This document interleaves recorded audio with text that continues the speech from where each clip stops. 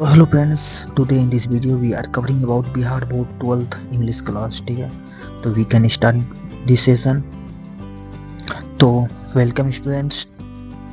Today in this video Bharat is my home. ठीक है, तो इसके जो लेखक हैं कौन है? डॉक्टर जाकिर हुसैन है. ठीक है, तो इसके पहले इम्पोर्टेंट जो पॉइंट्स हैं इसको पहले हम लोग जान लेते हैं. ये भारत इज माई होम, ये एक प्रोज है यानी कि एक गद्य है. ठीक है ना, ये इसकी टाइप क्या है? ये स्पीच यानी कि भाषण है. ठीक है, इसके ऑथर हो जाएंगे doctor Zakir Hussain.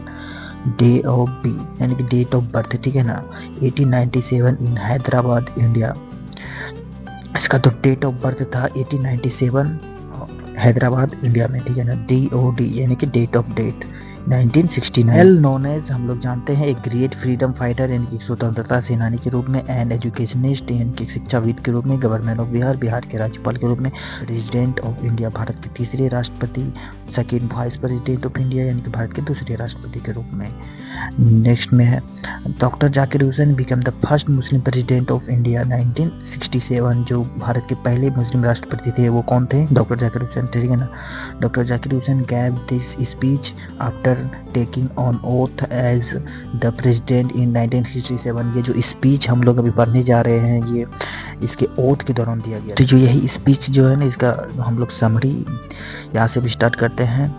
It is an extract taken from this speech of doctor Zakir Hussain. ठीक है ना, ये डॉक्टर जाकिर हुसैन के द्वारा दिए गए भाषण का एक हिस्सा है. ठीक है, he delivered this speech after taking oath as the president of India in 1967. यह भाषण 1967 में भारत के राष्ट्रपति के रूप में शपथ लेने के बाद दिया गया था. ठीक है ना, to does speech the tell India the young state of ancient people. ठीक है ना, इस भाषण में उन्होंने भारत के युवा को एक राष्ट्र के रूप में संबोधित किया है जहां प्राचीन काल के लोग रहते थे. ठीक है, he decided himself to the economics, social and moral development of India. ठीक है ना, वे अपने आप को भारत के आर्थिक, सामाजिक और नैतिक विकास के प्रति समर्पित करते हैं. He tells us to work more and more with sincerity. ठीक है ना, and devotion for ourselves as well as for others. ठीक है ना,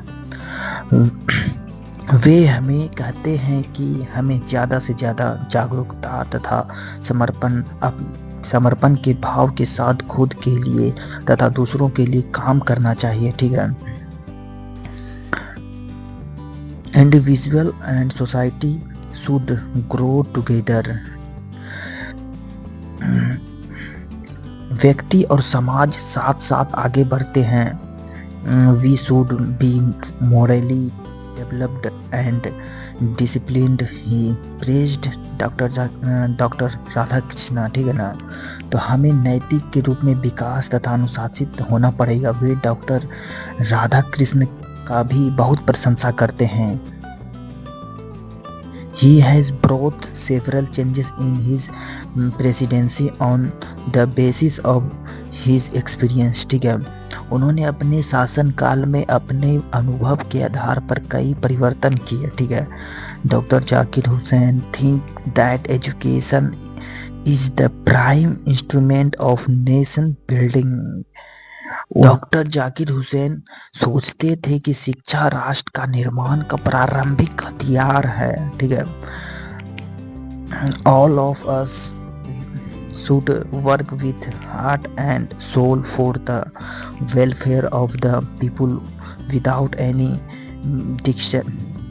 distinction on the basis of caste, creed and religions. हम सबों को बिना जाति, पंथ और धर्म के आधार पर भेदभाव किए मन से लोगों के कल्याण के लिए काम करना चाहिए. ठीक है ना,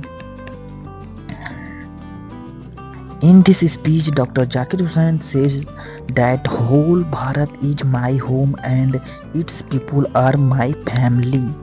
ठीक है,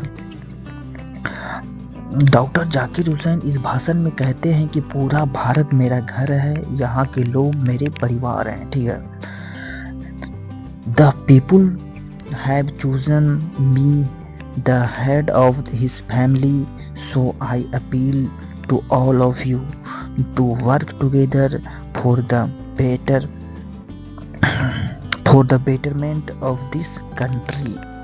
यहाँ के लोगों ने मुझे इस परिवार का मुखिया के रूप में चुना है, तो इसलिए